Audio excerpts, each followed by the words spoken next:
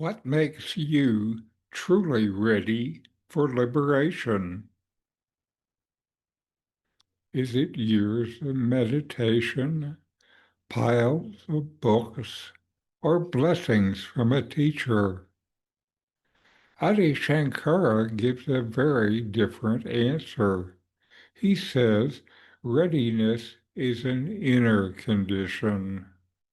Four living qualities that open the mind and heart to self-knowledge: clear seeing, dispassion, steadiness, and an unshakable longing for freedom. These are not distant ideals. They are qualities you can nurture right now in the middle of ordinary life.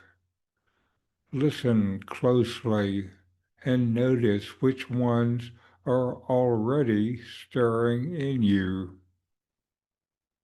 If you find these sessions speak to your own path, please like, subscribe, and share your reflections in the comments.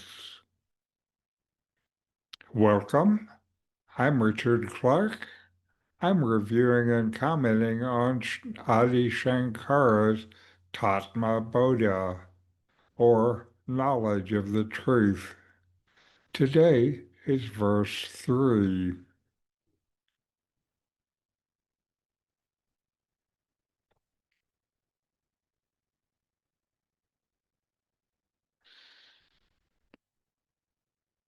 The qualifications for liberation are discrimination between the eternal and the transient, dispassion for the enjoyment of fruits here and hereafter, the sixfold virtues beginning with control of the mind, and an intense longing for liberation.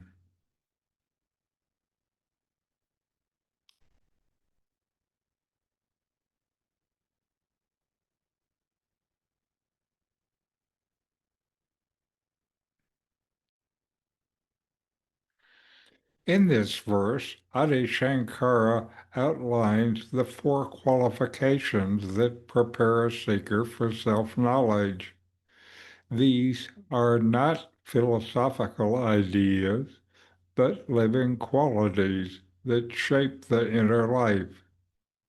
The first, viveka, discrimination, means the clear seeing that distinguishes the changeless self from the passing experiences of the mind and body.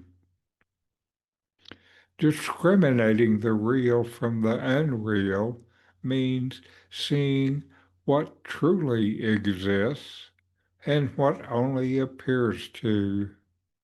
This is key. Everything you can observe, body, thoughts, feelings, changes. The one who observes and knows never changes. That unchanging awareness is the self.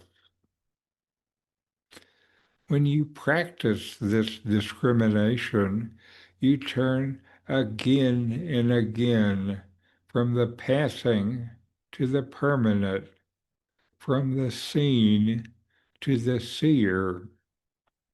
Each time you notice change, you rest as the witness that does not change.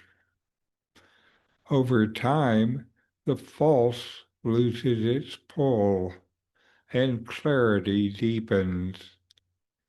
You stop chasing appearances and begin to live from what is real, pure consciousness itself that knows even the witness. The second, vairagya, dispassion. Dispassion means freedom from dependence on pleasure or results. It's not rejection of life, but clear seeing, knowing that everything experienced through the senses and mind is temporary. When you know this deeply, the urge to cling fades. You still act, love, and serve, but without being bound by outcomes. The mind becomes steady, peaceful, and light. This calm detachment is what allows real knowledge to take root.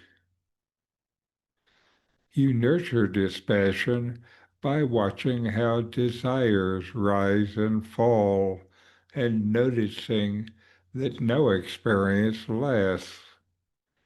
Each time you turn from the passing to the unchanging awareness, attachment loosens and the peace of the self shines through. The third group, Shat-Sampat, the six virtues, includes calmness, control of the senses, withdrawal from distraction, forbearance, faith, and concentration. These are discussed in another verse. The fourth, Mumukshutva, intense longing for liberation, is the deep and unwavering desire to awaken to the self. This also gets its own verse. Without these qualities, spiritual life remains mostly theoretical. Sankara is saying that liberation is not gained by study alone, but by the transformation of character and motive through sincere practice and the resultant self-knowledge. This verse invites you to look honestly at your readiness for liberation. Each qualification reflects your inner state, where attachments remain, where restlessness distracts, and how strong your longing for the self truly is. Living with discrimination, you begin to see what is real and what fades. From that clarity, dispassion grows, and the six virtues deepen through steady awareness. The longing for liberation then becomes a steady fire, burning away lesser desires. These are not distant ideals, but the living ground where awakening takes roots. With these four mature,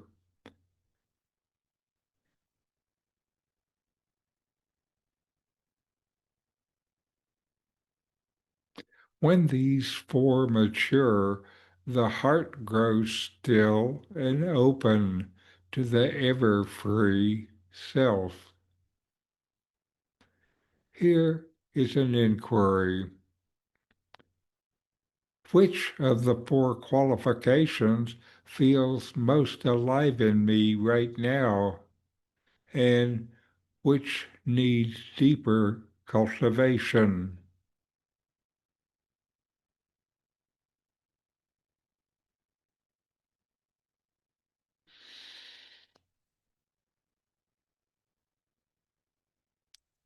Thank you for spending this time reflecting on what makes a seeker truly ready for liberation. These four qualities are not distant goals. They are living practices that ripen your heart for truth.